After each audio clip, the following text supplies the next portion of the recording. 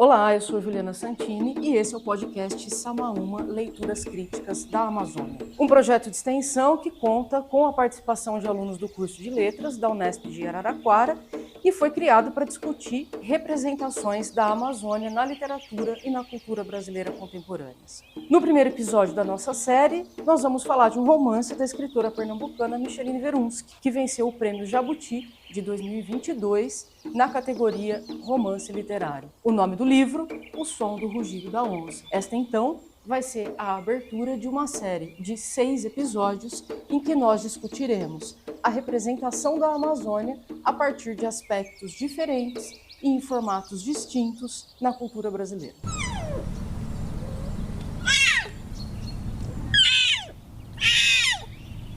Então, mas eu acho que a onça que aparece no romance não é tão fofinha como essa aí.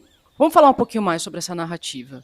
Hoje eu conto com a presença do Dimas, aluno do primeiro ano do curso de Letras, que vai me ajudar lendo alguns trechos do romance que nós selecionamos, pensando em momentos-chave para nós analisarmos de maneira um pouco mais crítica a Amazônia na cena da literatura brasileira contemporânea. Bom, antes de mais nada, eu preciso dizer que se trata de um livro de ficção. Portanto, não há um compromisso direto com o real. Em nenhum momento, o que a Micheline Verunski está narrando pretende ser verdade. Mas, e esse mais é importante, acontece que a Micheline fez uma pesquisa histórica imensa para escrever o enredo do Som do Rugido da Onça, de modo que nós já temos um primeiro elemento que funciona de maneira importante para como nós queremos discutir o romance aqui hoje, que é a relação entre literatura e história. É uma constante na ficção da Micheline Verunski a representação do processo histórico de formação do Brasil a partir de um viés que considera as diferentes violências formadoras ao longo desse processo. E hoje o que interessa para a gente é a violência colonial. O livro conta a história de 2 crianças indígenas que foram sequestradas por 2 expedicionários europeus, Spix e Martius, e levadas para Munique, na Baviera, em dezembro de 1820. Sequestradas, mas Spix e Martius não é o nome daqueles 2 naturalistas famosos, os que vieram para o Brasil e descreveram a fauna e a flora do nosso território? Em algum dos estudos mais famosos sobre as espécies animais e vegetais daqui, no século XIX? Sim, sequestradas é a palavra. Acontece que a história oficial é contada a partir da perspectiva do dominador. E no romance da Micheline Verunski, isso muda um pouco de perspectiva, e o que nós vamos ter é a revelação de um processo de dominação sobre espécies e epistemologias. Bom, dominação sobre espécies porque a expedição dos 2 naturalistas durou 3 anos, de 1817 a 1820. E no navio que retornou para a Europa, a comitiva levou cerca de 6.500 plantas e sementes, 2.700 insetos, 85 mamíferos, 350 aves, 50 anfíbios e répteis, 116 peixes e 6 crianças indígenas. 6 crianças indígenas que também foram que embarcaram no navio como objetos de experiência, como objeto científico que despertava a curiosidade e merecia análise, inclusive anatômica. Dessas 6 crianças que foram levadas à Europa, só 2 chegaram até a Baviera. A primeira, da etnia Miranha, que se chamava Inê, recebeu o nome de Isabela, e o menino Juri, que pertencia à etnia Comatapuia. Bom, os 2 morreram entre junho de 1821 e 1822, com cerca de 14 anos. De volta ao romance da Micheline, trata-se de uma narrativa bastante fragmentada, com 2 eixos principais. No primeiro, nós temos o Brasil colonial, com a história dessas 2 crianças e o foco principal na menina Inê, com os caminhos que ela percorre desde o momento em que o seu pai, no território Miranha, a entrega ao Martius, passando por detalhes da viagem do navio até a morte do menino Juri, que ela testemunha e a sua própria morte e a morte dos dois cientistas. No segundo eixo narrativo, o tempo passado convive com o tempo presente. E aí nós teremos a trajetória da personagem Josefa, que aparece pela primeira vez na narrativa em São Paulo, vendo televisão durante uma tempestade que abafa um pouquinho os sons da fala do cacique Raoni. Josefa, nós saberemos logo depois, nasceu em Belém e, conforme a sua tia dizia, era bugra demais, o que nos remete, né, para sua ascendência indígena, que fará com que ela se identifique com a história da menina Inê e do menino Juri. Bom, nós temos então aí, nesse entrecruzamento de tempos, o passado colonial e o presente, quando o rio Xingu é ameaçado pela construção de barreiras para a instituição de uma hidrelétrica. É aí, então, que se mostra parte do projeto literário da Micheline Verunski. Um olhar que nos mostra como a violência se repete em nossa história, como o passado e o presente estão interligados por processos de dominação e de apagamento de identidades. E você que está nos ouvindo deve estar se perguntando, então, onde entra, afinal de contas, nessa história, a onça e seu rugido, já que o livro se chama O Som do Rugido da Onça.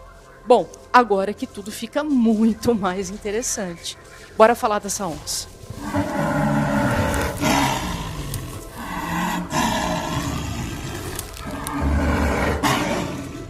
Bom, essa onça feroz é bem mais a cara do que nós vamos tratar agora. E eu disse que as coisas começariam a ficar mais interessantes, porque de fato elas vão ficar. Bora lá. Na narrativa da Micheline Verunski, a Inê, aos 4 anos, se encontra com uma onça e não é atacada por ela. Ao contrário, a onça apadrinha a menina, que passa a ser sua filha. Infelizmente, isso não impediu a garota de perceber o perigo que a aguardava com a presença de Martius em sua aldeia. Esse apadrinhamento, porém, vai ter consequências importantes no enredo. No momento da sua morte física, a menina Iê se metamorfoseia em onça. E então se deu que a menina desandou a morrer no estrangeiro. Não aquele se finar demoroso, de desde que branco roubou ela de casa, mas um se finar em correria, de doença que branco botou na barriga dela, que foi inchando, cheio de moléstia, para qual remédio dela não tinha serventia, e o coração pesado de desgostos. E ela já estava em vias de morrer, quando de dentro do olho de Tipaiú começou a se acender o olho da menina. E, num instante, um olho de uma era tal qual o olho da outra, verdejante e colorido. E, sem que ninguém procedesse para ela ensinamento final de chamar onça para si, o aprendizado deu de acontecer, porque sempre estivera dentro dela mesma. Pois sim, a hora era chegada. Uara Inê, falou a onça grande com sua voz muito antiga, e num instante muito rápido, onça era menina, menina era onça. Esse trecho do momento que a Inê vira onça é lindo, mas eu gosto mais de outro, que é quando ela se reconhece como onça. A menina baixou a cabeça, a mó de se ver no espelho d'água, e o que viu foi sua cara nova de onça. Era uma cara bonita, redonda, as pintas malhando da testa para as orelhas, acuti e auá VT, corpo todo salpicadinho, rebrilhando de sol e pingo d'água. Levou a língua para a pata e sentiu que o pelo era macio, que nem penugem de tucano novo, aquele algodãozinho lá. Eu adoro quando ela lambe a patinha e percebe que agora tem pelo e ele é macio. Transformada em onça, a menina Miranha volta para sua aldeia e se reencontra com a mãe. Vê a dizimação de seu povo, a cidade dos brancos, o futuro que guardou matança repetida para os indígenas, destruição da floresta e a tentativa de aniquilação da cultura dos povos originários.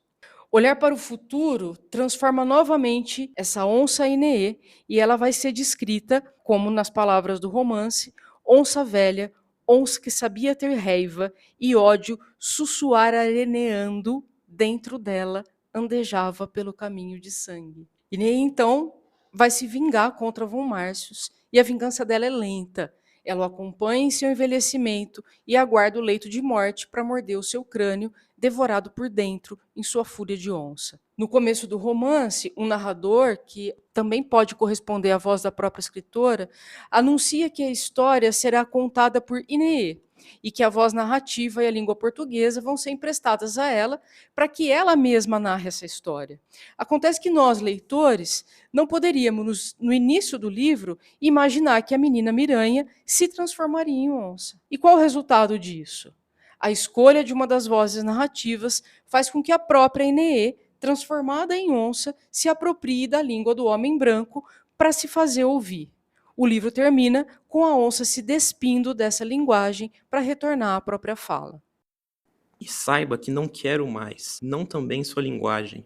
Pode ficar com ela, carecia dela, pra mó de aliança. Agora, a aliança tá desfeita, e eu, por derradeiro, vou retomar pra fala de onça, linguagem minha mesmo, por natural. Xambiguena, Ararietê. A figura do jaguar ocupa espaço na cultura de diferentes povos indígenas do Brasil e das Américas. No livro da Micheline, os mitos amazônicos advêm de histórias dos povos Miranha, Juri e Yanomami, como a própria autora apresenta no final do romance. Diante disso, interessa para a gente notar que no processo de fabulação e estruturação da narrativa, essas histórias não são vistas de fora, por um personagem que entra em contato com a floresta e as experiencia a partir de um imaginário influenciado por um olhar externo. O som do rugido da onça, então, pode ter esse título porque a linguagem narrativa forja a fala da própria onça.